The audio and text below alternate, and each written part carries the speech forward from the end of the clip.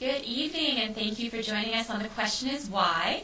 I'm your host, Chelsea Wall, and our tonight's special guest is Constance Douglas.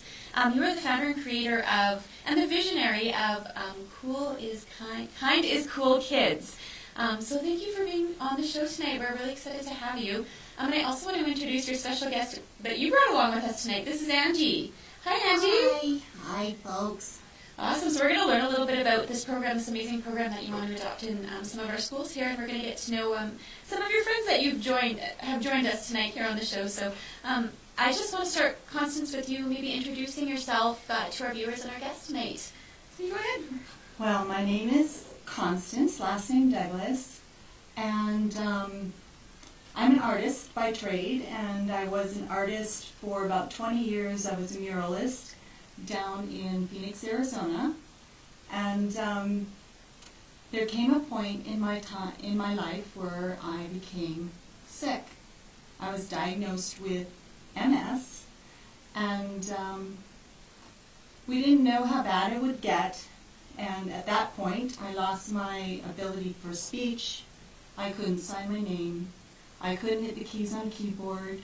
I couldn't paint. So I told my husband, I realized how important it was that I didn't want to go lead this life without having done something special. Mm-hmm. Touch people in some way.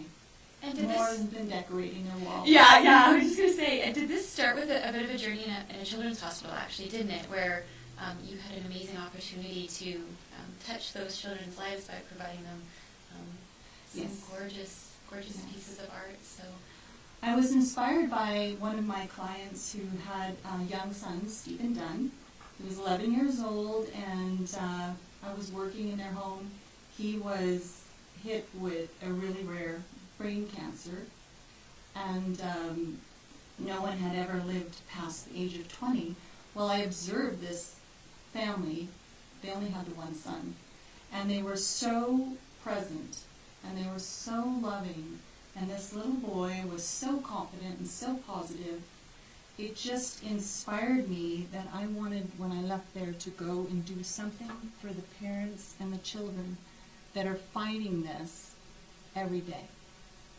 So I approached the Phoenix Children's Hospital when I left, and I said I wanted to do something for the children. I wanted to paint their space or enlighten them, give them something to brighten their day. And the hospital was excited about it. This was January 2005. I said in June 2005 I'll come back with what I'm going to do. And I didn't know what it would be. Then in May 2005, before my clients would go away for the summer when it got really hot, I was traveling in Europe, and my first night landing there, all of a sudden I was given this vision of this mother rabbit who had lost her baby and couldn't find it. And along came these different characters, one by one, who offered up their little part in helping her find and rescue her sonny. It's about kindness and about sharing and working together. Anyway, when I became sick, I had started this story in the form of canvases for the hospital, but then my workload got to be too much, and I couldn't continue doing what I was doing, working on the canvases. And then doing the wall work, all of a sudden I lost my balance. I was losing my ability to speak. I was close to falling off the scaffold and so forth. And then I got diagnosed with MS. And I realized that the most important thing was that I finished these canvases with my hand that wasn't working full time, and it, would waver and back and forth. And as I worked on these canvases, I found something happened. The healthier and healthier I became. I never went onto medication, and I would go and visit mothers and children and fathers in the hospital, and it empowered me giving to them. And each step of the way, I got healthier and healthier. And by the time I finished all these canvases, it took about 6 months, I was in full remission. Wow. And I've never gone back to that state since. And I really believe in the power of kindness and the fact that we have it. All of us have it inside ourselves, especially sometimes when we don't think we have anything to give. There's always that little light inside of us. And it's empowering for children to recognize this. That's amazing, and that's a really amazing story. That, first of all, congratulations that you're in remission, and second of all, that you were able to find something within yourself to not allow that to take you down, or not to succumb to maybe having to be heavily medicated. Or I don't know a lot about MS, so I don't know how that all works. But it's very amazing that you were able to find that journey. So let's lead into telling us a little bit about this program then. Kind is Cool, and it sounds like it all started with this vision that you had of the rabbit, and which led, I believe, into a story, and then it just evolved for you from there. So tell us about it. I got the vision of 11 canvases, which are all still in this book, along with added artwork, and I painted them for the hospital, and it told a story of the mother rabbit who loses her bunny, and one by one, different characters in. The tortoise gives her a ride on his back when she's tired, and Angie comes along with her little friends, and, everybody plays a part in helping her find the rabbit, which turned out he ran away and got into the Chippy Chipmunk's hole and ate all his cookies, and he got too fat to get out. Well, it takes a village to save a overstuffed bunny. From a chipmunk hole. From a chipmunk's hole. So cute. Yes. And anyway, and then I had all these canvases hung in the hospital. I presented them to the hospital. The hospital actually cooked the cookies, because I have a recipe for the cookies in here. Oh, cool. That Sonny hogged himself on. And I did coloring pages and posters, and about 200 kids came down in the hospital, and we shared this event. And mothers and parents and little kids started saying, well, when are we getting a book? Where is the book? And I thought, I wasn't thinking of a book. And then it just started to unfold. I started getting the storyline. I would wake in the middle of the night, and I would get this little sing-song rhyme about what was happening. And I thought, oh, I guess I'm supposed to write it. So I did. So let's first find out who Angie Quinn is. Let's talk a little bit about you for a minute there. Angie. Hi. Hi. I'm so excited to be here. We're so glad to have you. Yeah, high five. High five. Hey. I love the glasses. Oh, yeah. They look good on you. I need my glasses. I don't see very well without them. So Angie, tell us about yourself. Well, I'm just an ordinary, extraordinary 11-year-old girl. But, as you can see, I wear a leg brace. That keeps me from running the 50-yard dash. What? So, yeah, I know. So what was I going to do? What was my strong point? Yeah, what was your strong point? Well, I found I had a good imagination. So every night, I tell my mother stories about what happened today. We can go anywhere in my imagination. You were just full of energy. Oh, yeah. Yeah, so can you tell us a little bit about your friends over here? We have Cruddy. That's Cruddy. I'll wave Cruddy's hand. He's And a we grumpy have sort. Schnoogie. And that's my Schnoogie. Schnoogie.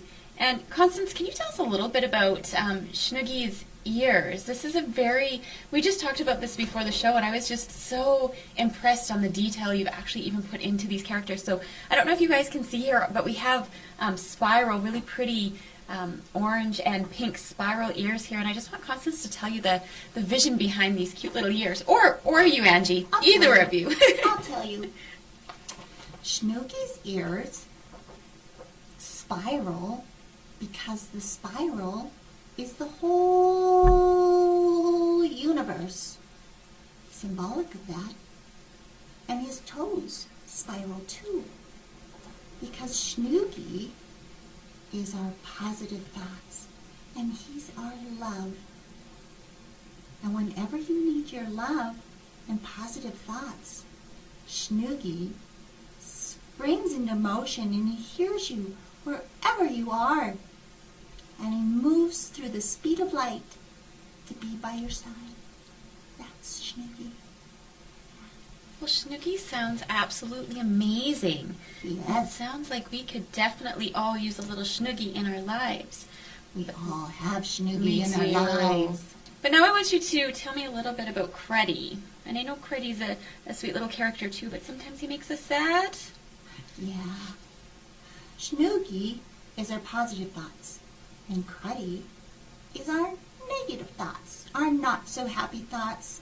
Our fear, our sadness, our anger. So, sometimes children think that Cruddy's a bad thing. Mm-hmm. But we all have a Cruddy. And we all need a Cruddy. I mean, if you lost your puppy, wouldn't you feel cruddy? Yeah. Wouldn't be quite right to be happy when that happens. And when you want to run away from a train coming at you, you better be scared. Yeah. So, cruddy serves a purpose. He's the contrast between our love and our joy.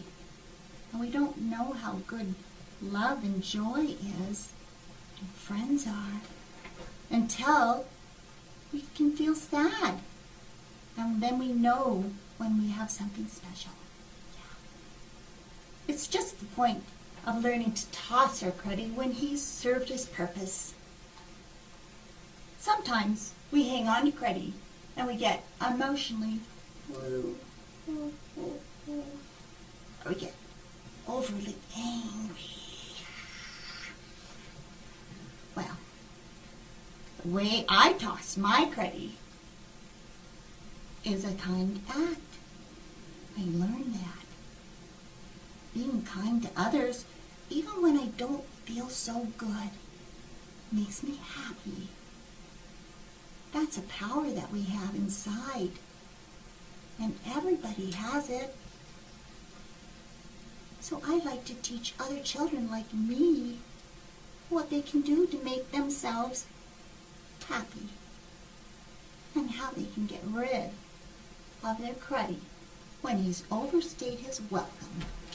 Well, I think you're a brilliant 11-year-old girl, and you have some very positive things to share with kids in our community. So, Constance, I'm going to ask you, and we'll come back to you, Angie. I'm not leaving you out here.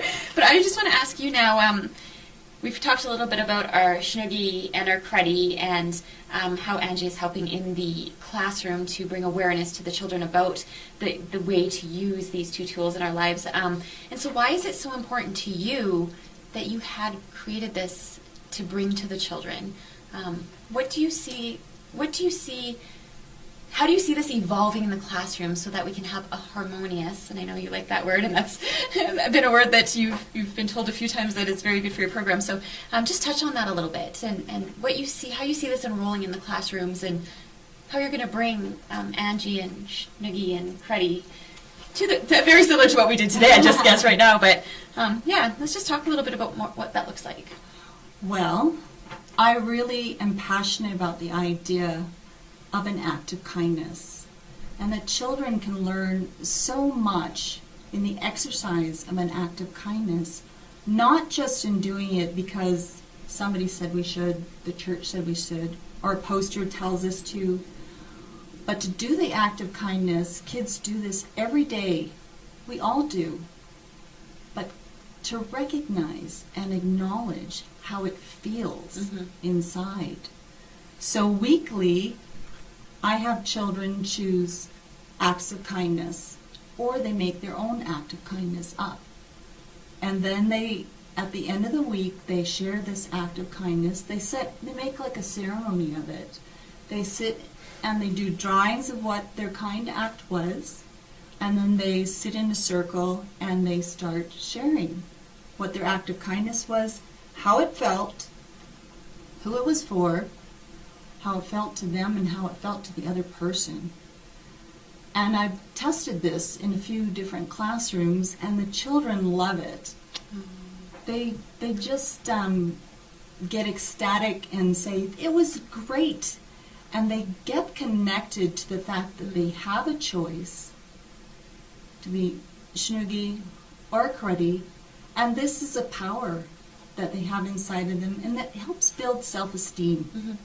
You know, there's so much anxiety, I understand, and OCD and things going on, and depression in the classroom with young children today. Mm-hmm.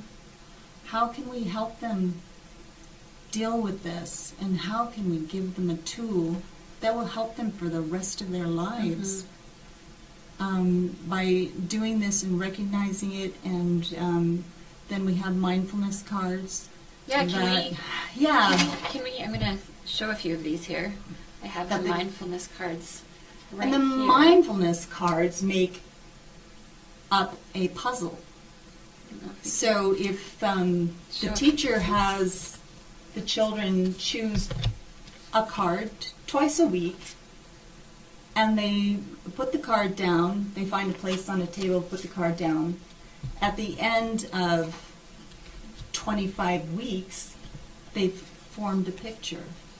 And when they complete the deck, they graduate kind as cool. I don't know if you can see it, but the puzzle's right there. And far away. And then they get a Schnoogie kind as cool certificate with their name on it.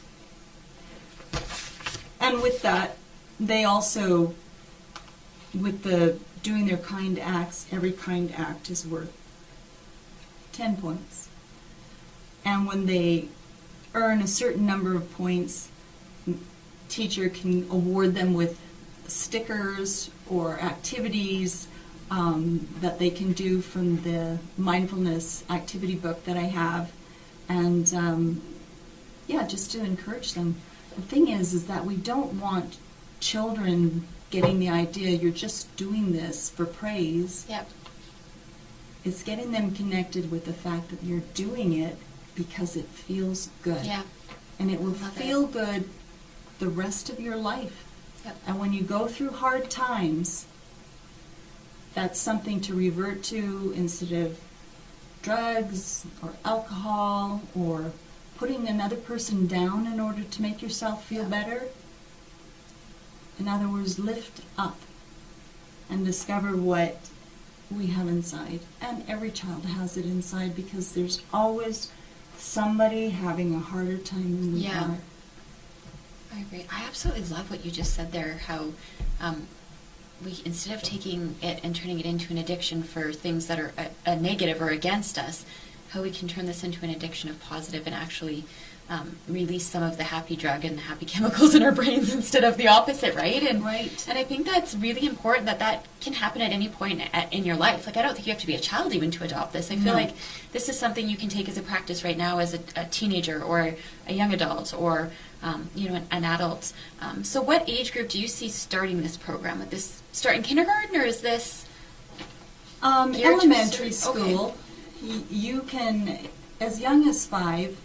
I have found that the children getting into 7, 8, and 9, the older they get, the more understanding they have about their emotions. Yep. And separating them, and they can get a better grasp on their ability to choose. Yeah. That so their this would emotion just prime isn't those who they are. This would just prime up to that age group, so that when they get to that point in their life where they have those emotions and can connect to them, they actually know what to do with them instead of hiding them deep down, or not sure if that feeling is the right feeling or the wrong feeling. They can actually explore those emotions. Hey, nobody ever talked to me about my emotions and the fact that I had a choice, or helped me to decipher between the two of them. I think this is a really empowering tool for children of any age to have, and it's empowering for parents and adults too. I agree. To recognize that they also have a cruddy, and it sometimes overstays its welcome. I can just think of situations in my head right now where I'm like, I totally had a cruddy that day. Yeah, and how they can choose to rise above that. They say, scientifically, it has been proven that an act of kindness, be it witnessed or performed, is the greatest intrinsic joy that we as human beings can experience. So greater than any drug high we're going to get, greater than any roller coaster ride or brand new Ferrari or whatever, it's the joy we feel inside our heart. It's our connectedness. You know, it's like Kobe Bryant, the basketball player, recently died in a helicopter crash, which was tragic. How come we're all moved by that? How come we all feel sad by that? You know, we hear about fires going on in Australia, and we're all moved by it, and we travel overseas to help them. What connects us energetically? It's a really good question. It's something that moves us, all humans. We respond to it. And if we take that power that we have and we recognize that we have it, we can grow up, I believe, so much more whole and so much more harmony in our world, in our classroom, with people of other cultures, you know, seeing the fact that we're alike. And the children witness this when they sit in group in ceremony and share these kind acts that they have done. Because they all sit and hear their neighboring friend or their person who came from Africa or Saudi Arabia or wherever they came from. If they look different on the outside, we're all the same. We all feel this. It's what makes us human. It's our human connection. And children start to get that. And they feel empathy for one another because you're not different than me. We're all the same. It's calling on the love or the heart smarts. And I think we negate to address that in school. We do our best to do mathematics and science and, you know, computer sciences.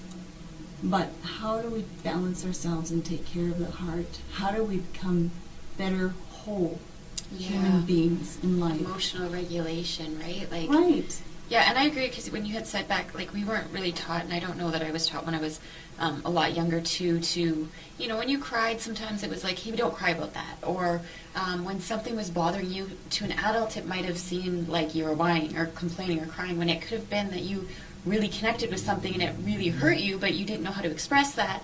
And as adults, we sometimes just write it off as like, it's kind of annoying. Like, you're kind of being annoying, or you're crying right now, or you're whining right now, and not actually trying to figure out what it is those children are actually trying to express through their emotions, right? And I think I had read something not that long ago that had talked about children being able to connect to their spiritual inners up until the age of 6. So until they're at the age of 6, they can actually feel their emotions, and we are eventually taught to not hone in on those.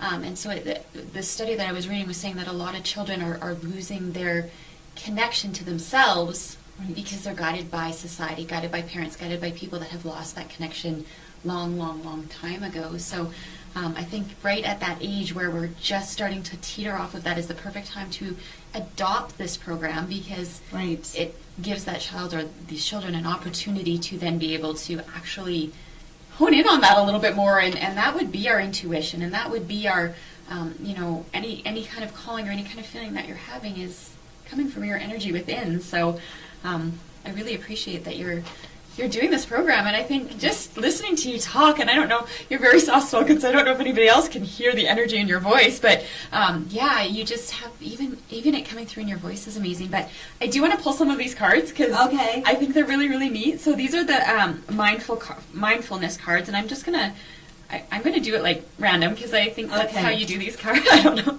if anybody else does like these type of cards. We're just going to, all right, what do you think? I think that's great. This one right here. Yeah. Oh. What is that? Shazoom? Schnoozam. Oh, there we go. Shazam. Shoot for the moon. If you miss, you'll at least land amongst the stars. I love it. That is so cool. I want to pull another one. I'm going to go with that one today, but I'm going to pull one more because these are just beautiful. They're kind of like intention cards. For little adults kids. I use them sometimes. We don't have them for children. No, my kids do mine sometimes. Mine are very like just low key, but my kids do them sometimes and think they're fun. So, and then I grow stronger through the hard times. Isn't there truth in that? And I think that's really important for kids to know. And so they pull all of these cards, and then at the end it makes a puzzle, and they get to. And I'm sure that's exciting for the kids to kind of know what piece they get. That they're building it. Yeah. They're building it together. And if they share it weekly, they can have different students choose a card, read it to the class, and then address the class. How do you feel about this, or how does this affect you? You know, just open up to discussion for 5 or 10 minutes. It starts to get kids more mindful of their power inside. And like you say, it opens up those means of communication and makes it okay for every child, no matter where they were raised, their ethnicity, their whatever it is, they can talk freely and openly. And be, like you were saying, and we talked about this a little bit before, it gives everybody an opportunity to see they're all the same. Right. We all feel the exact same thing. It's just sometimes some of us have different ways of coping with some of the things that we have. As a child, and even as an adult, we often feel so alone that we're the only ones going through this. Yep. That was one thing when I went to the hospital, of course. Then you had a group of people who were going through the same thing, and they connect. There's a heartfelt feeling amongst knowing that you're hurting inside too. And we're all working and doing our best to get through this. Yeah. And it's funny that sometimes it takes those certain situations to actually be able to open up about these things, right? Like it's sad that you have to have a child in a hospital to get sick, to realize that you have, and I'm not saying that's in this case, but that you have only one life to live, or that you need to, embrace all of these things, or sometimes it's a terminal illness yourself, or a death of a loved one, right? And if we could teach kids it's okay to feel these right off the bat, you don't have to have bad things happen in your life to feel your feels. Right. You can feel your feels for any reason at all, right? So, and I just want to talk a little bit now about, do you come into the classroom and bring your puppets and read your books, or is that all facilitated by the teacher? Well, I can do both ways.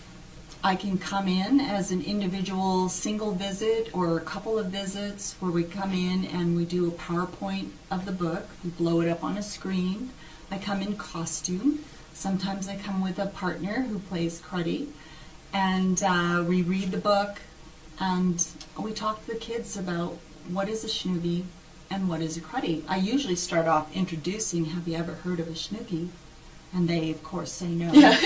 And then I ask, have you ever done something kind for anyone? And they go, yeah, I helped my mother with this, or I help my little brother with that, or share this with my friend, or I called my grandma and told her I loved her. And then I say, how did that make you feel? I love it. Good. Well, that's your schnoogie. And your cruddy is, have you ever lost somebody? Mm-hmm. Have you ever failed a test? Or pushed a kid down on the park and felt bad about it the next day? Yeah. Well, that's your cruddy, and that we have both of these, and we all have both of them. Nobody's without a cruddy. Some people find a way of managing their life so their cruddy pops up a lot less frequently. Yeah. And one way to do that is to give. That helps our self-esteem, and it helps us feel good. Cruddy is when we don't feel good and we're lacking confidence and we don't feel loved and we feel like we have to put others down in order to lift us up. It's such an unreal and mistaken calling, you know? It's amazing. Wow, I just love it. I just love your idea. It's just so brilliant. Okay, and so the teachers can choose to have you come in and just leave the program, and they can do it, or they can choose to have you come in and actually facilitate it. Yes. Perfect. And then, are your books? I wasn't sure. Are your books for sale as well? Can people buy them, or those aren't? They're not available. Okay. Yet. Okay.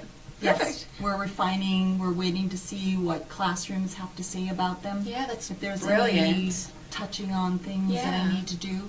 I was approached by District 51. Kathy Mundell, who is the head of the counseling organization, and I was called by Nicholas Sharon, Trina Parkin, and I'm meeting on Friday with my puppets at a teachers' conference and talking to... Like tomorrow, Friday? Yeah. My sister-in-law is a teacher, and she's like, oh, we have a guest coming in tomorrow. Well, tomorrow's Thursday, right? Okay, it's Wednesday. Oh my goodness, it's Wednesday. Freak me out. Okay, no, it's Wednesday. Yeah. Oh, that's so funny. I was just talking about. You. Wow. Okay. So what I am encouraging and hoping for is that there are some teachers out there who want more harmony in their classrooms, because if your children are happy and if your children understand their emotions and they are connected with one another, you're going to have a more happy, harmonious classroom experience. So I'm putting it out there for any classroom to come and pilot run this episode or this program, to get their children picking kind acts once a week, sharing them with one another, and doing mindfulness cards. And then I didn't mention that I also wrote music. A rap! That came to me. It's so cute. Snooty rap. Yeah. And when we come into the classroom, we perform. We've got choreographed dance moves with sign language and using kinesiology, connecting both brain gems. And the kids love it. And it's such an upbeat, positive song. Yeah. So after sharing and doing their kind acts on the Friday, they follow by, everybody gets up, you want to dance, and we dance. I love it. Kids love music. Yeah. Kids love movement. I just don't understand why this hasn't been in our schools for like 10 years. Like, this is a brilliant concept, and it is like, brings no harm to anything. So, and I'm super excited that you're bringing it to Stick with Sharon. That's where my kids go. Kathy Mandel is our principal. Very, very wonderful woman. So I hope everything goes amazing for you on Friday. And yeah, my sister-in-law will be at that meeting. So I'm going to reach out to her and say, watch this video first. Go prepared. Awesome. And I want to do a little plug here, because I think this is really important, because you keep talking on like acts of kindness. And I know we talked a little bit about Ellen. Oh, yeah. Ellen is the queen of kindness. She totally is. And so we're going to call in some favors from DJ Brent. Whoa, DJ Brent. You know, maybe he's going to hook us up with Twitch or Ellen. So we're going to see if we can generate some interest there for you. And, you know, apparently you can reach out to her and stuff like that. So if we can share this video or somehow get some exposure for you to somehow get Ellen involved in this, because she is the queen of kindness, and I think this would just be right up her wheelhouse. So I just wanted to plug that, because I'm like, if we could get you out there and get you on Ellen, you're gold. You know, it's not about me, and I don't do this for me, and I don't do this to get rich. I do this because I feel the connectedness with all the children, with the whole world. If we can all learn to be kind to one another, if we learn the value of kindness, not just told, but we acknowledge it when we do it, we don't just push it away and not hear that made me feel really good inside when I helped somebody with that, or my grandma was so happy when I called. I felt really good inside. That's our power. And no one can ever take that away from you. Even if you're a person living on the streets, you can still offer a smile or an act of kindness. And that is your richness that no one can take away from you. And every child and every human has that light inside of us. And that's our power. And I really believe that this can make a difference in the whole world. I believe you believe that. I can just feel that energy sitting here. Like, if you could just give your whole to this thing, I could tell everybody today you would. Like, I just know you are so passionate about this one thing, just making such an impact on not only our community, but it would spread, because that's what kindness does, right? Right. And I wanted to touch, because you did mention there a little bit about some scientific facts and stuff like that, and I know that a lot of what we talk about today is a lot of chemical release when we are in a state of our endorphins. Our schnoogie. And if we can stay in a state like that, then we would be very mentally healthy. But when we get into this state and we can't get out of this state, that's when we spiral into those depressions and all of those things. So to be able to actually learn how to control those chemicals, or to be able to manipulate those chemicals so you can stay in a healthy state, is so important. And I love that you want to start this so young, so that as adults we're not so far into maybe this already that we can't get into this, or vice versa, and we're in this high state all the time that we don't feel this ever, which is also not healthy, right? So it's that balance. My father always said, if you want to make a difference in the world, reach the children, because they're open and they're not soured and embittered by life. And this will give them a head start. Yeah. So when they're 20 or 30 or 40 and they go through some tough times, they can always call on this. It's always there for them. Love it. So I'm going to just ask you a question here before we wrap up is, what do you need from us as a community? How can we help you? Let's ask you. I'm going to get your hair out of the way there, though, so we can see those beautiful eyes. Yeah. Angie, let's ask you, what can we do as a community to help get you into the schools? Who do we need to talk to? Who do we need to reach?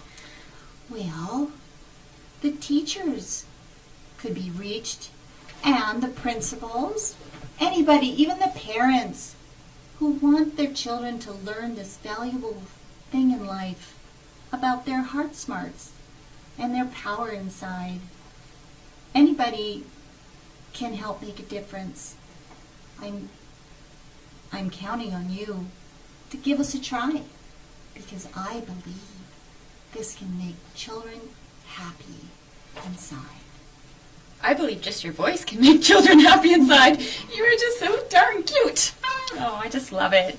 Well, thank you for being on the show tonight. Is there, I know we are going to, after the show here, throw your links into the video so that people can reach out to you. Anybody that has any questions, maybe there's some teachers or parents out there, somebody on parent council, whatever that looks like. So we'll shoot all of those into the comments. But do you want to share anything tonight on how you can be reached, or are those links a good place to start? The name of my website is easy. It's Kind is Cool Kids. Kickstart for kids. Oh, look at you. You've just got it all figured out. It's amazing. So if you go to kindiscoolkids.com, you can find reviews and you can find contact on the website. And just hit the contact, and you can write me and tell me that you're interested in me coming to your school, or you're interested in me. It doesn't even have to be a school. Yeah, it could be that. brownies or a community event, or a party, anything where you believe this can make a difference and help enlighten your children. Have you been in the libraries? Have you done any library programs yet? Not yet. Okay, not yet. I like how you lean in with that. It's coming. I think I remember taking my kids at a young age to all those programs, and they were so helpful and amazing and patient. That's the other thing, right? So hopefully we get to see you around those libraries. Yes. Do I like to read? I believe that. All right, so we're just going to wrap up with next week's guest. Next week we're going to have Ryan Carrier. Ryan is a local author of The Tales of the Eternal Stone, a series of monsters, magic, and mythical creatures. So we'll talk to Ryan about his latest book called Firestone. So that'll be next week, live here on Jess TV and Jess FM, 8 p.m. And it's on a Wednesday. I was a little confused what today was, but it'll be next week, Wednesday. Yeah, I'm so sorry, but thank you so much, Constance, for being on the show tonight. I am so proud to have met you. I think this is an amazing program. I hope that Nicholas Sharon adopts it, because I would love to see my kids go through it and get their feedback. And I think I would be that cool mom that's like, I know her. I know her. I know you, right? So that's so awesome. So thank you so much for being on the show tonight. And we will see you all next week. Thank you, Chelsea, for having me. You're welcome. That's a start in making a difference. It's Oh. getting awareness out there. One person at a time. Yeah. Next, it's Ellen. It's like throwing the pebble into the pond, and it starts to make little rings, and little rings get bigger and bigger and bigger and bigger. Such a great attitude to have. And I Yeah. thank you for that. Awesome. Thank Thank you you. guys. Have a great night.